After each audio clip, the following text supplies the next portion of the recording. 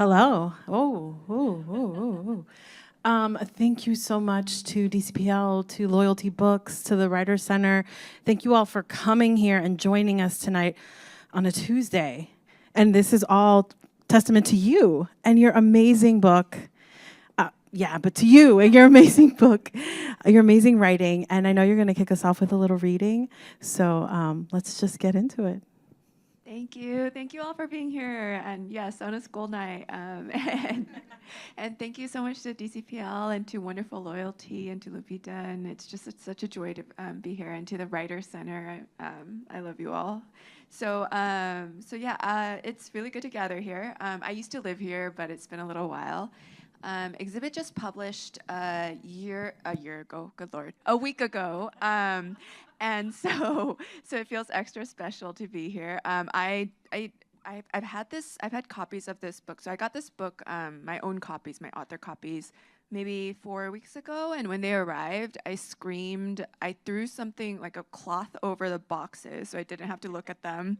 And then I eventually was like, this is still too much. So I chucked them in a closet. And then they really want you to like make and post an unboxing video. And if you haven't seen those, they're videos of an author opening the box and seeing their book for the first time. And they, like people tend to get emotional and people like that on social media. There's got to be crying. Did you cry? Yes, I cried. And my publisher was like, great, we love this. But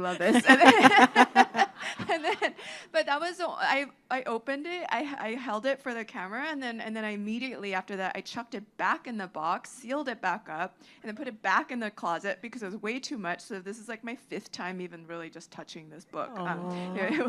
It was a little overwhelming.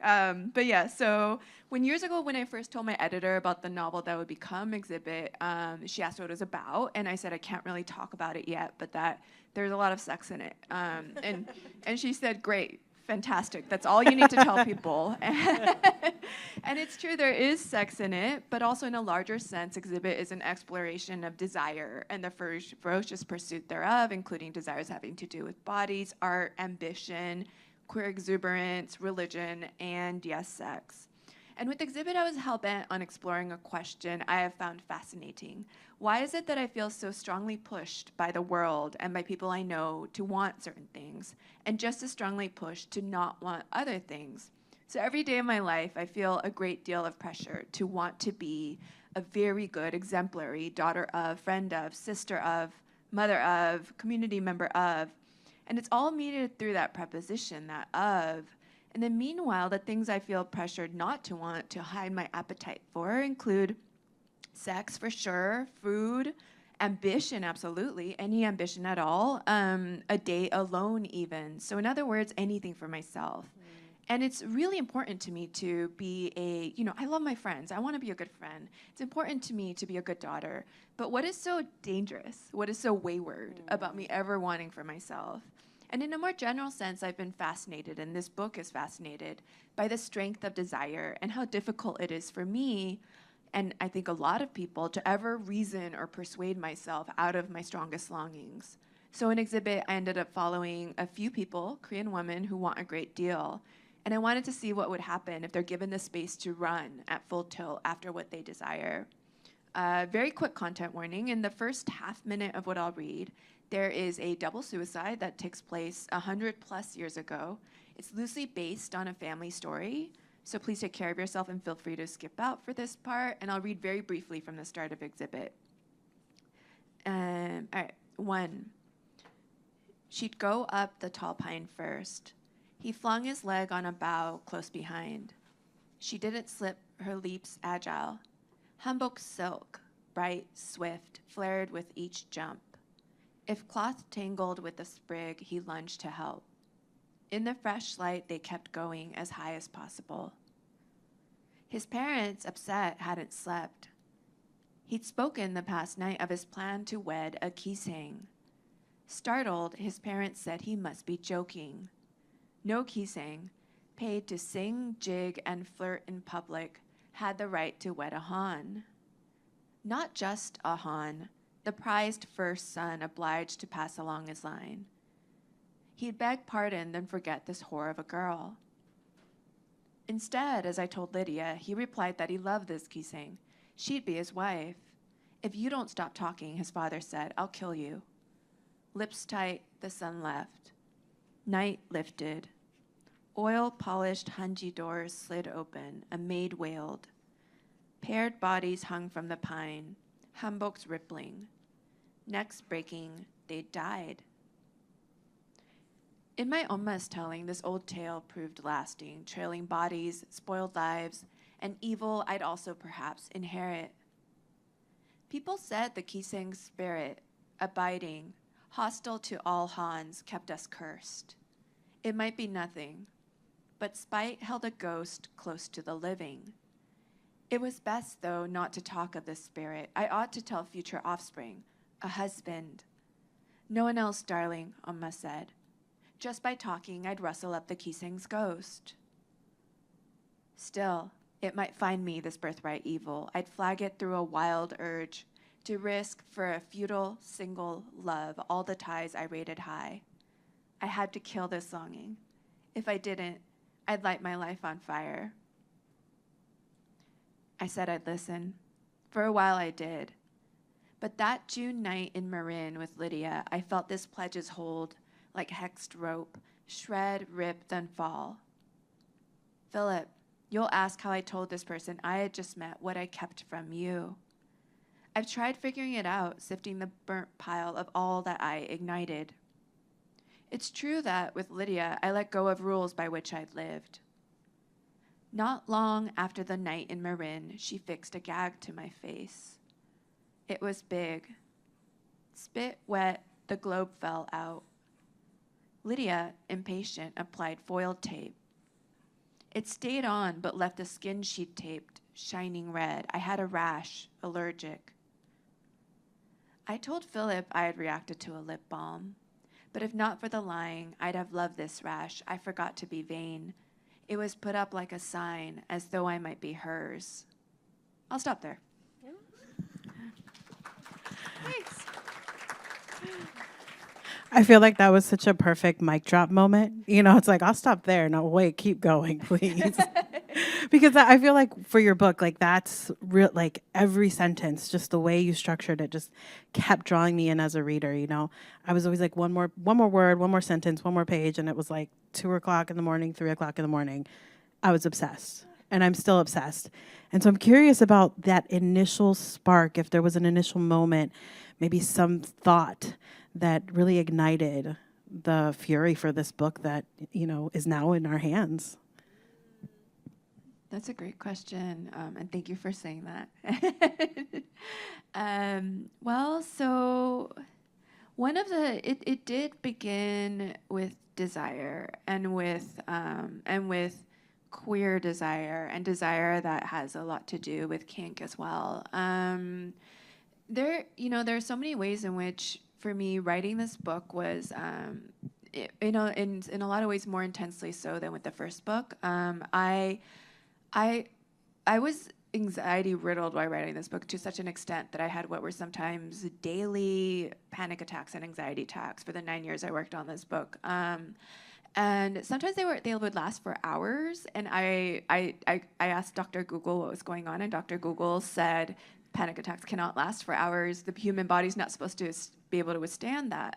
If you've never had one, your body just becomes very convinced that you're dying. You can't breathe. It's very histrionic, and you're like, body, I'm not dying, and body's like, yes, you are. And it's just like it's just an argument. But then I finally asked a real doctor, why they were lasting so long, and he said I was having rolling panic attacks. So like one was like leading into the next with no break in between. And on the one hand, I was like, I actually like genuinely felt pride. I was like, wow, I'm so tough. I can have outlier panic attacks. But it's, but it wasn't a skill I necessarily needed or wanted to develop.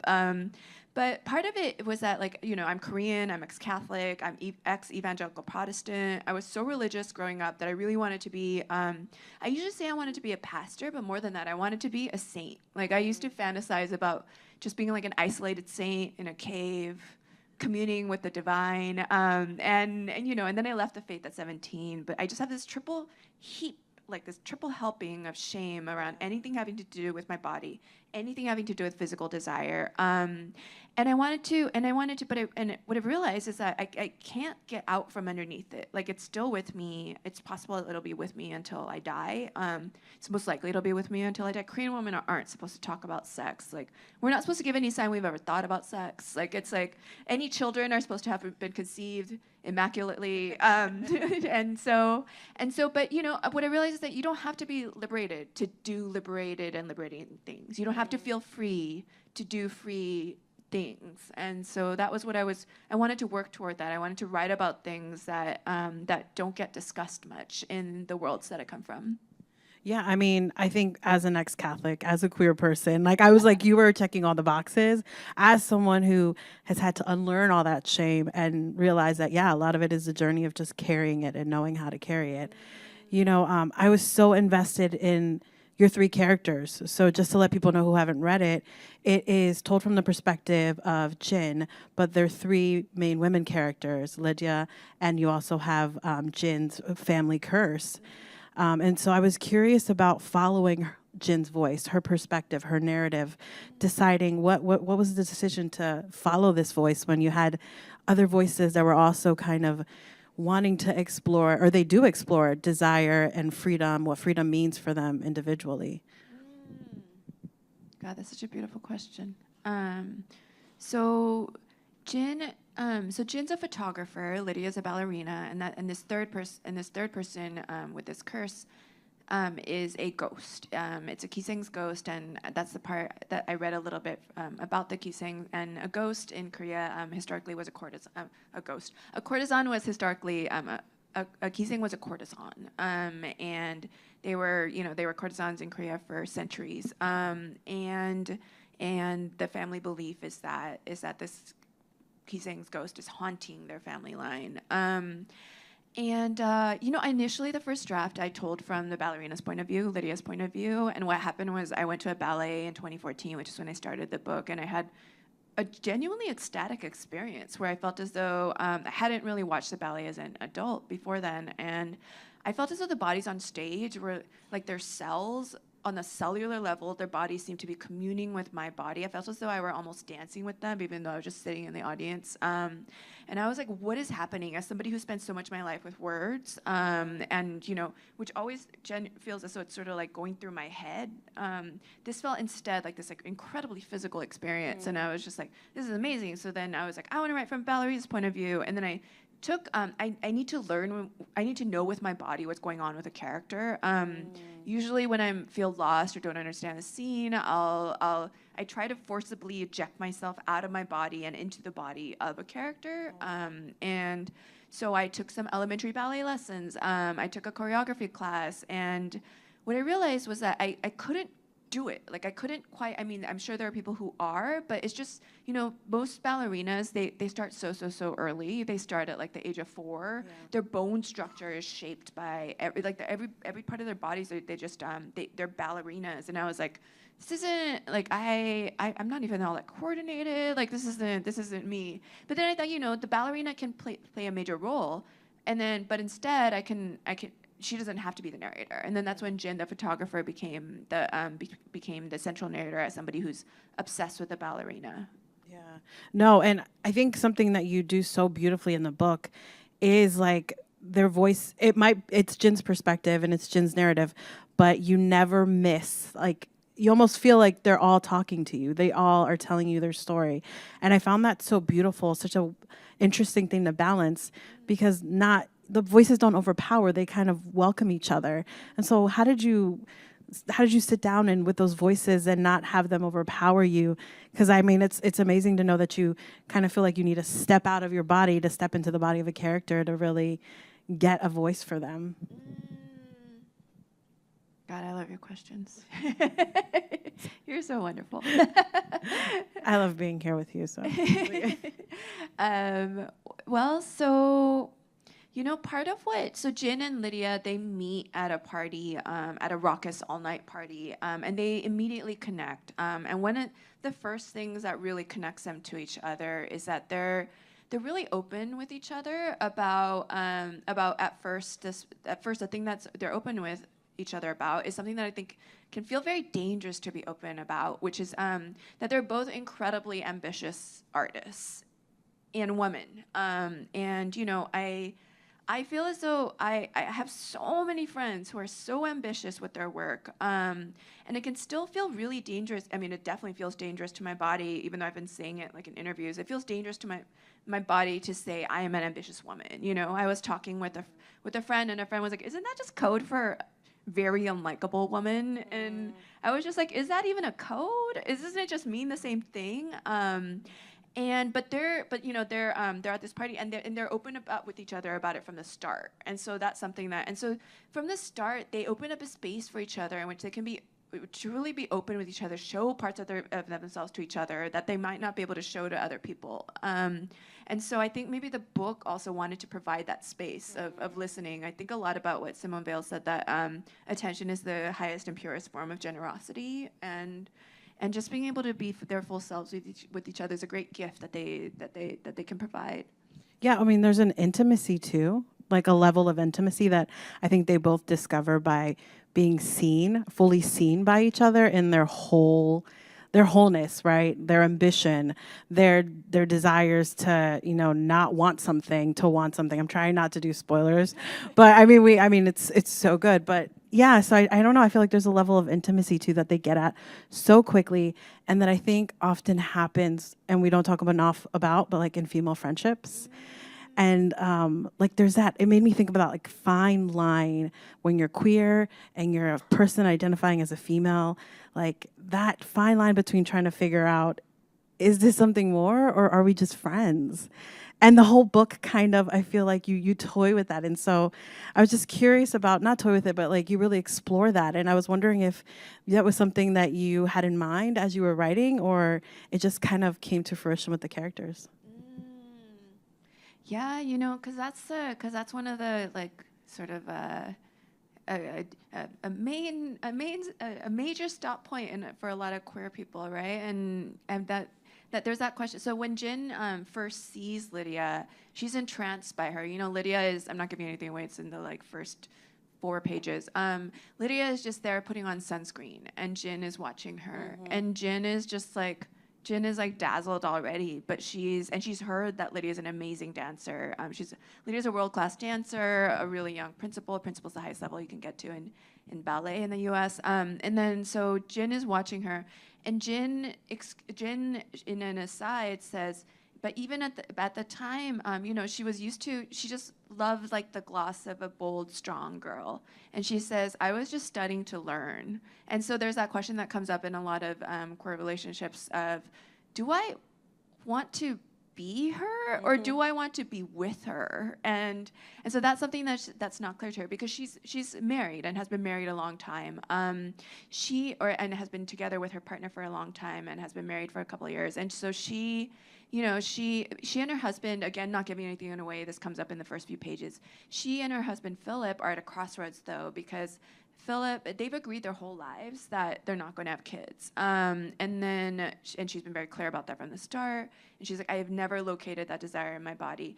He, unfortunately, wakes up one day realizing, oh, God, I do want kids. And it starts with him just, again, as can happen, bodies can change. He just starts being like, he's holding a friend's baby, and he smells the head, and he's just like, I need more of this scent in my life. So now they're at a real crossroads, because this isn't one of those things where compromise isn't really all that possible. You know, King Solomon knew that there's no such thing as half a baby. You can't just have half a baby and then half not a baby. And so yeah, that's and so from then on. But so Jin is a little ready, because Jin is feeling great pain from this. Because again, not giving anything away. This is again in the first few pages. She and her parents haven't talked in a little while at all, and that's because her parents refused to come to her wedding, because Jin refused to have a religious wedding.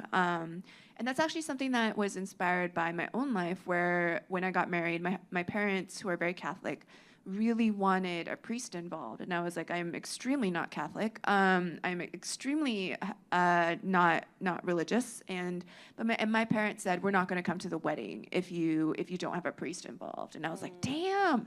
I mean, just like, I'm your favorite thing. You're not going to come to your favorite thing's wedding because of that. And Jin takes a much more hardline approach than I do. She says, this is a lie that I cannot countenance in my wedding vows.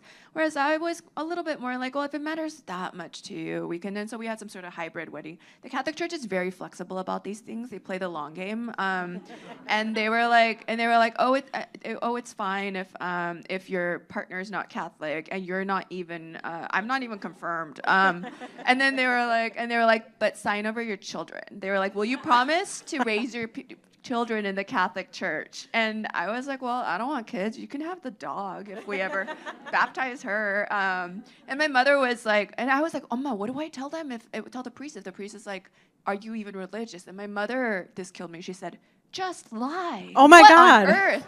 She was like, what do you think confession is for? And I was like, I don't go to confession, but oh my God. So yeah, but Jin, like, this for us turned into comedy, but for Jin it turns into tragedy. Yeah. So she feels abandoned by some of the closest people in her life, her parents, and now she feels she's on the brink of being abandoned by Philip for a being who does not yet exist, which is how it feels to her. Yeah, I mean, and so much of it, like I'm listening to you talk about it. I've read you talk about like how candidly, like how much anxiety goes into writing this. And I felt like that was so refreshing because as someone who does toy with reading, like you think about the hard. Everyone says it's hard to write a book, right? You think, oh yeah, long time, long hours, like, but the hard of it is the toll that it could take on your mental health that you talk about so freely. And so I'm curious about how you balance, for any writers in the room that are writing, how do you deal and like, what are your tips for balancing anxiety with topics and themes that, you know, might activate certain things? Yeah. So one of the signals that I kept getting from my body, and honestly it's still there, is the signal is, if you keep writing this book, let alone put it out into the world, I would just be lying in bed trying to go to sleep. My body would be like, you need to run. They're going to kill you. And I'd just be like, dude, it's a book. Yeah. It's just a novel. Oh my God. It's fiction. And other people write about sex all the time. Leave me alone.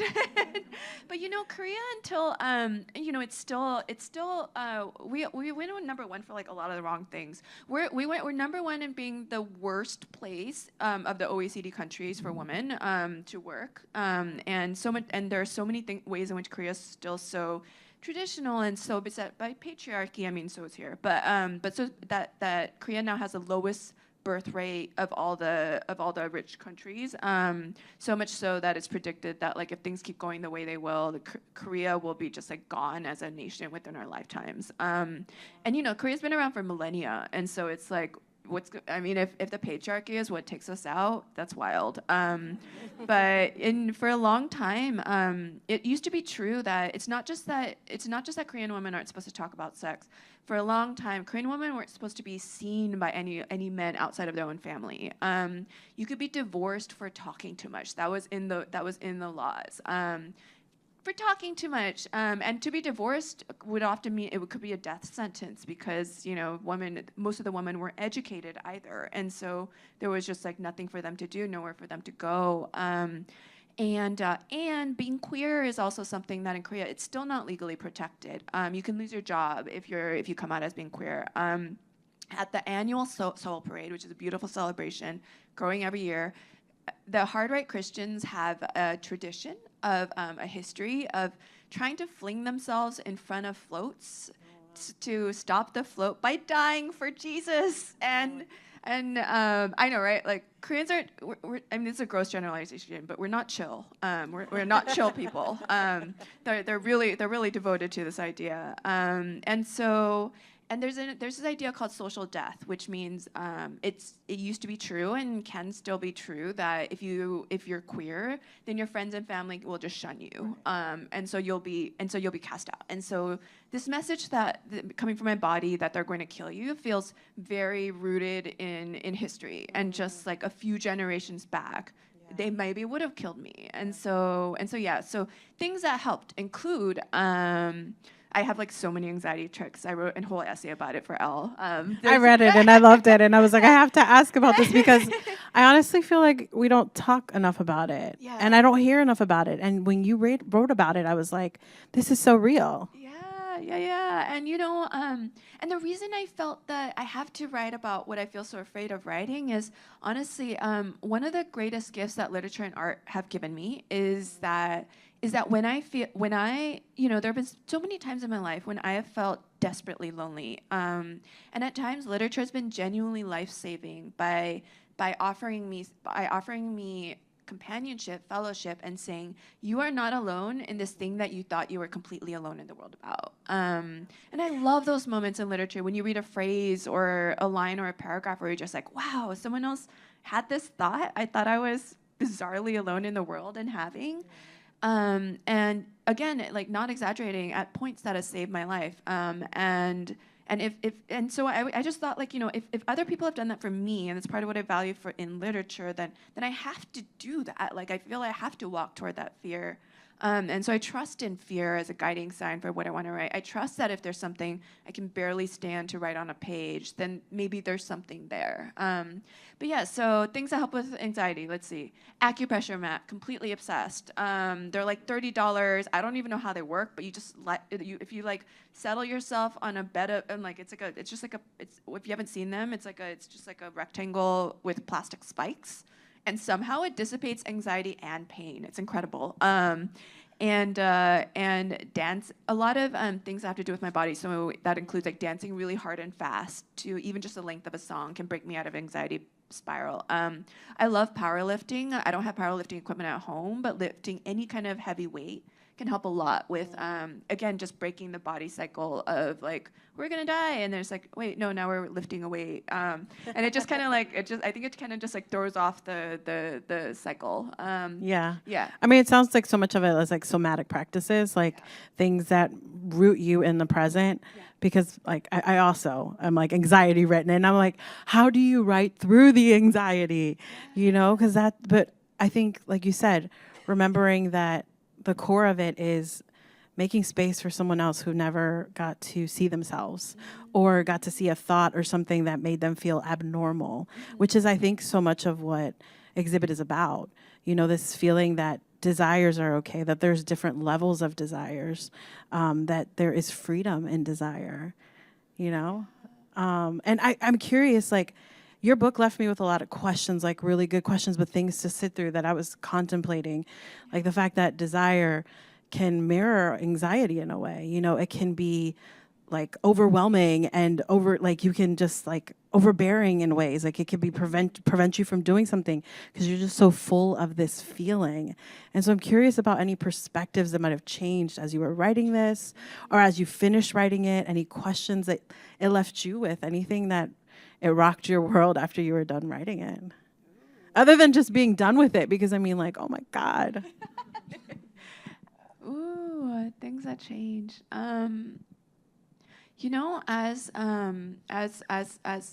As hard and tiring as my own desires can sometimes feel,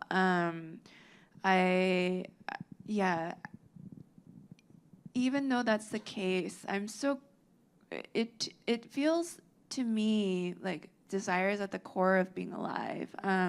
My dear friend Ingrid Rojas Contreras, she wrote this gorgeous book, The Man Who Could Move Clouds, which you should absolutely read if you haven't. And in it, there's a lot about her family's history of being curanderos and curanderas, healers. And her mother, who's a curandera, says that what the ghosts miss most is wanting.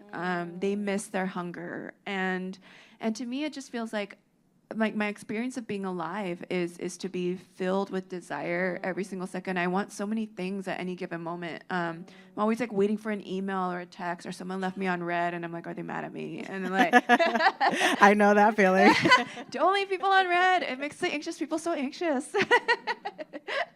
But also take care of yourself. But It's like it's so hard. It's just like also take care of yourself because maybe you don't have the capacity, right? I don't know. It's true. And then it's like, oh, are they mad at me? It's like, no, they were just busy. It's your good friend, for heaven's sake. But like, and then so, I feel as though I'm seething with desire. So much so that when I write, I'm always very pleasantly surprised to hear that people have found the book like propulsive and suspenseful, because I don't think about plot. Like, it doesn't really make sense to me. And instead, I just think about desire and following the character's desire. And every second I'm asking them, what do you want? What do you want? What else do you want? And where will that lead me next? No, and I'm curious too. Like, I finished it and I said I wanted more. Like, I think the only complaint I have with the book, it was like, I want more. I need more.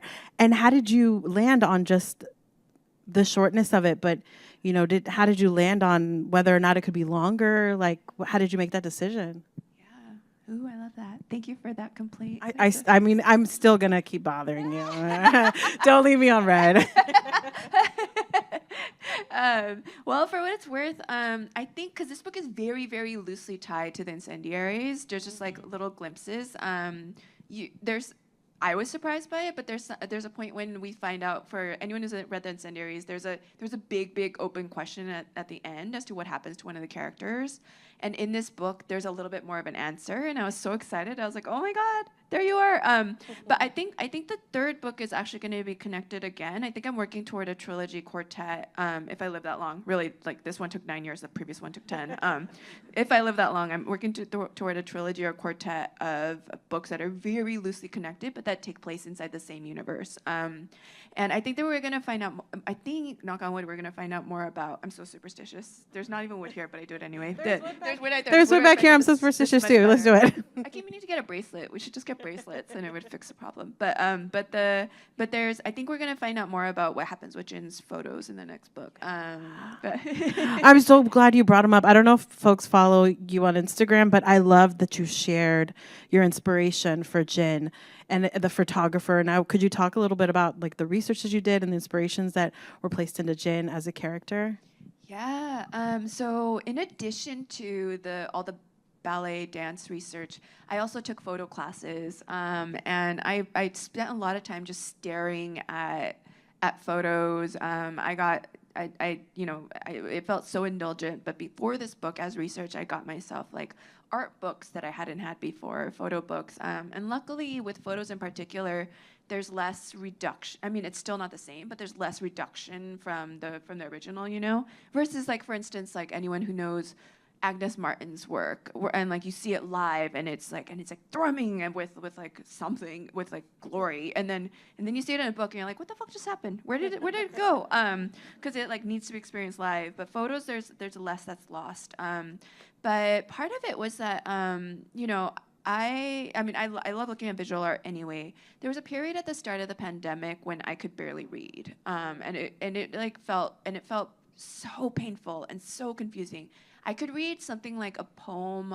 I could read a little bit of poetry. Thank God, that was a lifeline. But for the first time in my life, novels were not there for me, and that had never happened to me. In no other depth of sorrow, panic, had I not been able to read novels. But at that time, I could really, really engage with visual art. And so there were books of photos, including, for instance, there was a photo of Alexander McQueen's fashion from the Met Museum's exhibition. If anyone saw that, life-changing. And I just like walked around with it like it was like I was a Linus with a blanket. And then I would just like stare at it. And I was like, art is still here. This thing to which I have devoted my life can still be here for me.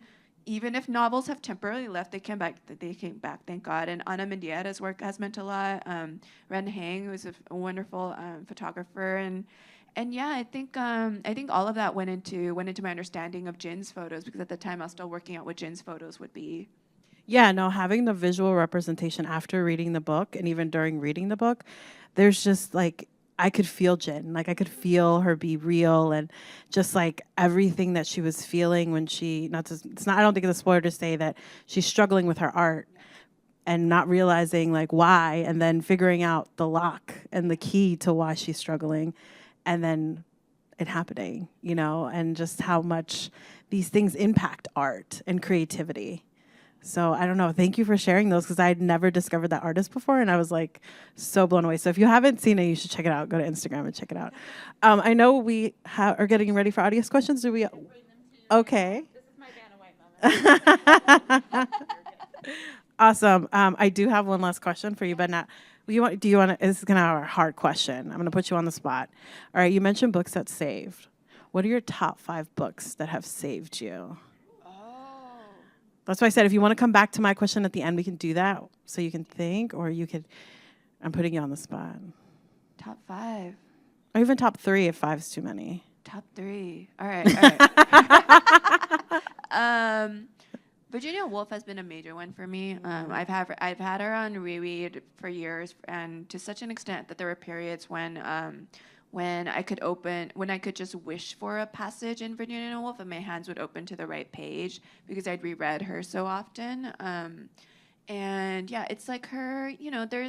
There's her. I mean, the prose is so gorgeous, but also I adore her fidelity to thought, and her like fascination with how the mind swerves and moves, and that's something that I'm very interested in doing with my own work. And also, frankly, like her queerness is very visible and feels salvific.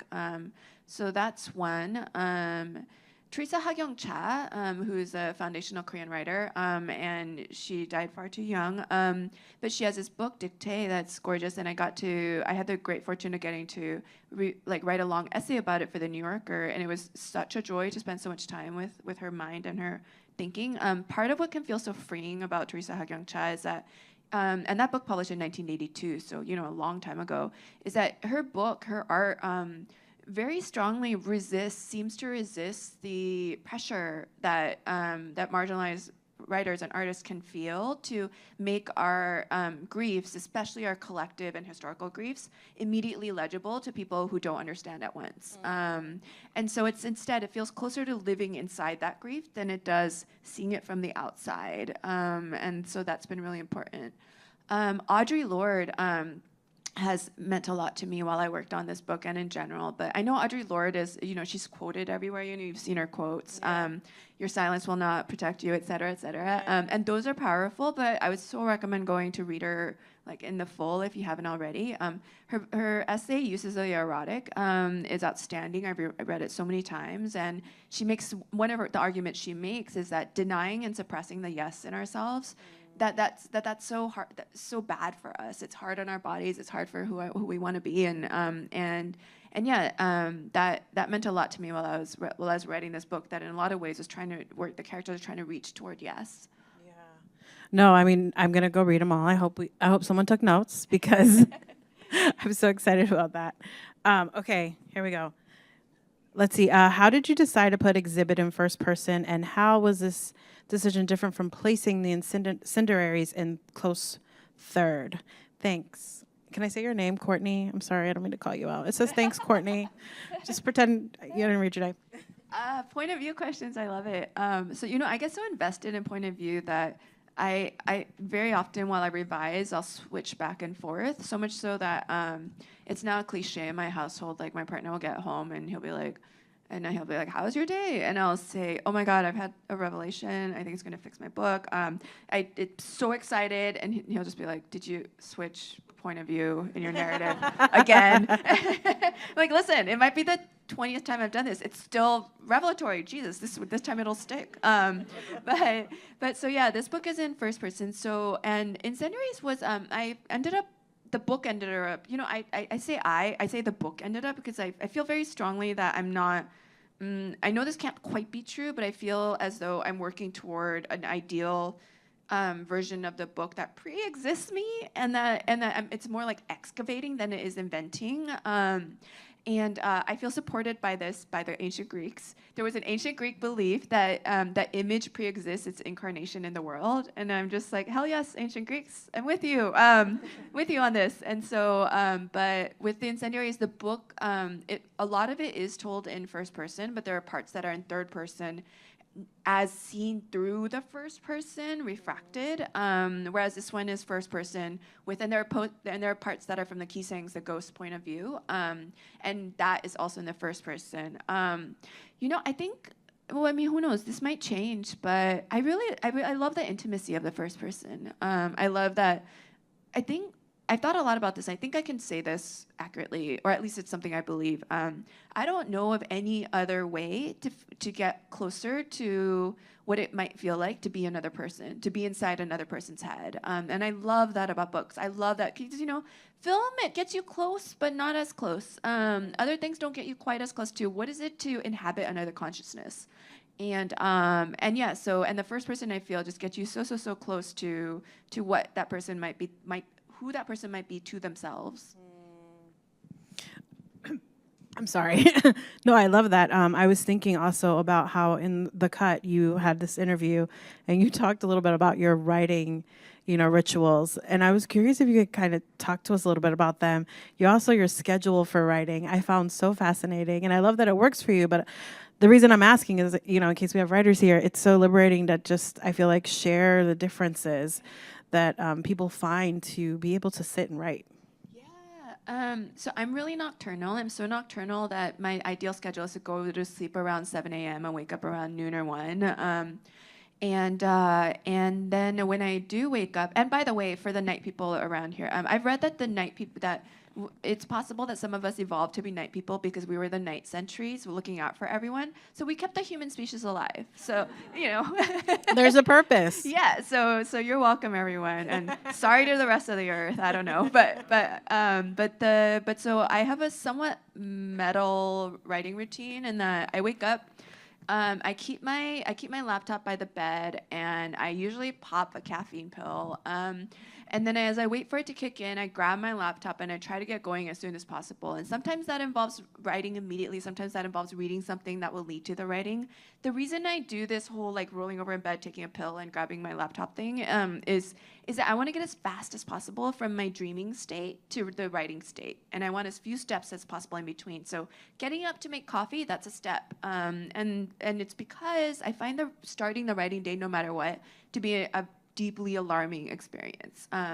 If I've had a bad writing day the day before where I'm just like, ugh, this isn't working, what am I doing? What am I doing with my life? Why didn't I become a dermatologist? These are all questions that keep recurring.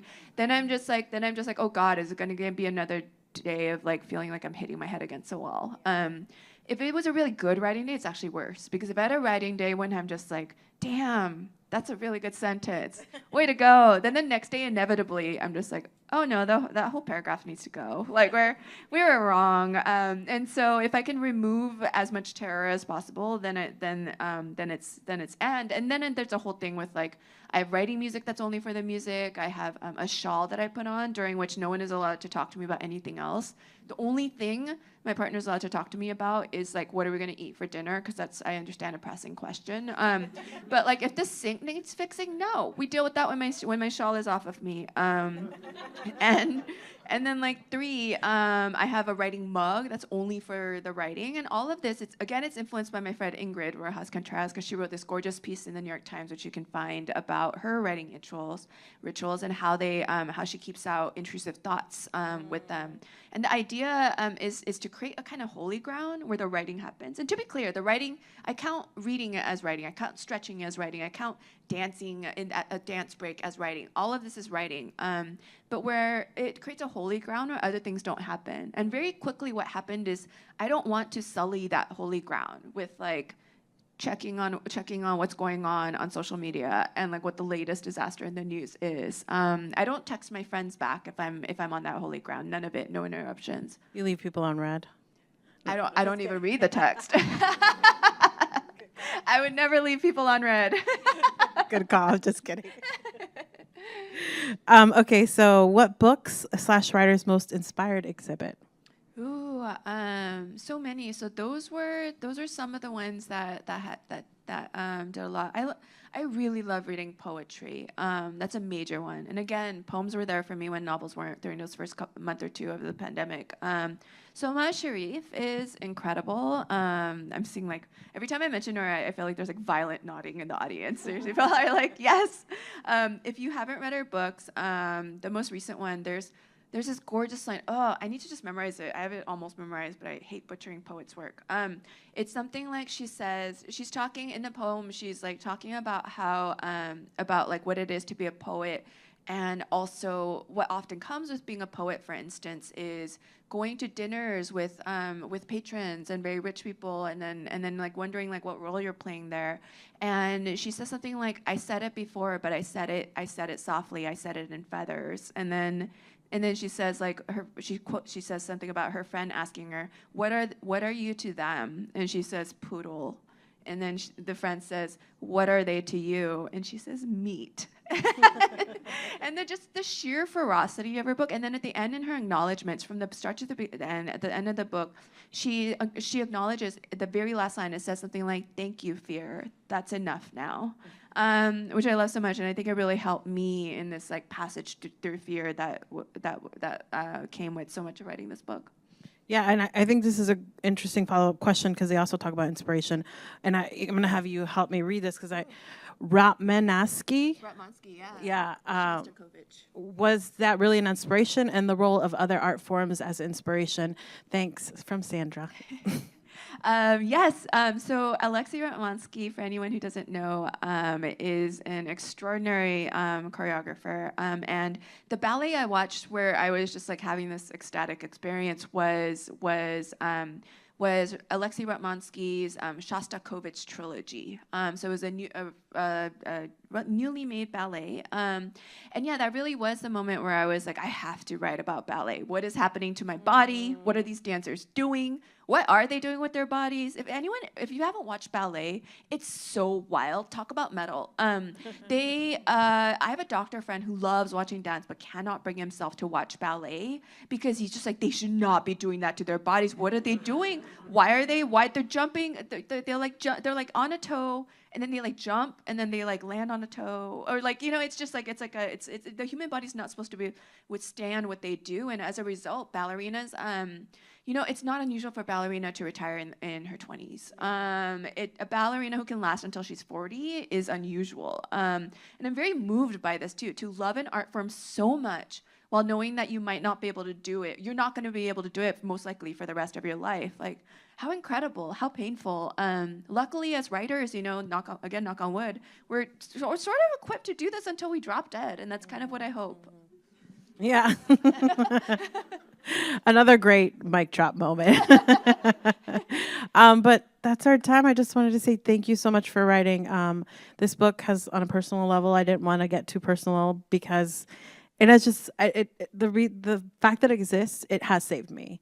It saves. I feel like I totally am with you when you talked about books saving, and this is one of the books that will forever save me, as well as your anthology, Kink. So this is a way for me to shout out all your work, and I hope you all will grab it if you haven't read it. If you have, thank you so much, and thank you for joining us. Thank you. Thank you so much for being here.